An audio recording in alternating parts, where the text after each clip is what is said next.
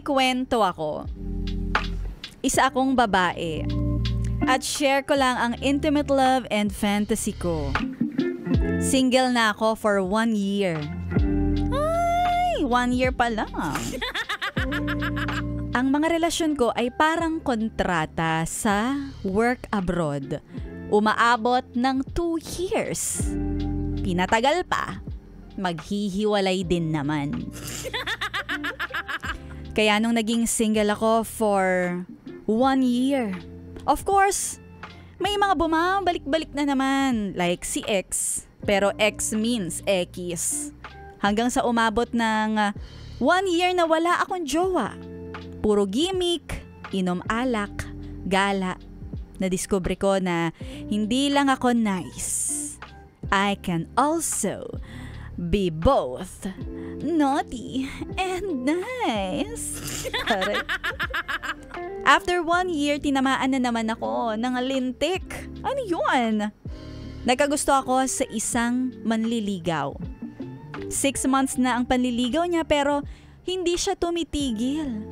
At sa tingin ko, may bago na naman akong contract signing. Grabe naman yung contract signing. Pero this time, ipapakita ko sa kanya na ako ay isang babaeng hindi basta-basta. Kaya nung nag-date kami at nagtanong siya, saan mo ba gustong kumain? Ay! Dito naman ako nakaisip ng magandang ideya. Ang sabi ko, may alam akong masarap na kainan. Ng ano? Tapos dinala ko siya doon. Nagulat siya dahil pumasok kami sa loob ng Motorola. Sabi ko, kakain tayo dito. Masarap ang food nila dito, promise. Grabe naman ang recommendation! Akala niya nga ay nagbibiro ako. Kaya, naka-check-in na kami sa loob. Nasa loob na kami ng kwartong walang bintana. Sinabi ko sa kanya, oh sige, hubarin mo na yan. Ang tinuturo ko ay ang sapatos niya. Ay, sabi ko, paano ka nga ba naman makakakain sa kama kung nakasapatos ka? Oo nga naman, oh. Tapos, ibinaba ko na ang mga gamit ko at hinubad ko na ang sapatos ko. Tawa lang siya ng tawa. Umorder na kami ng food at pinalasap ko sa kanya ang sarap na hinahanap-hanap ko.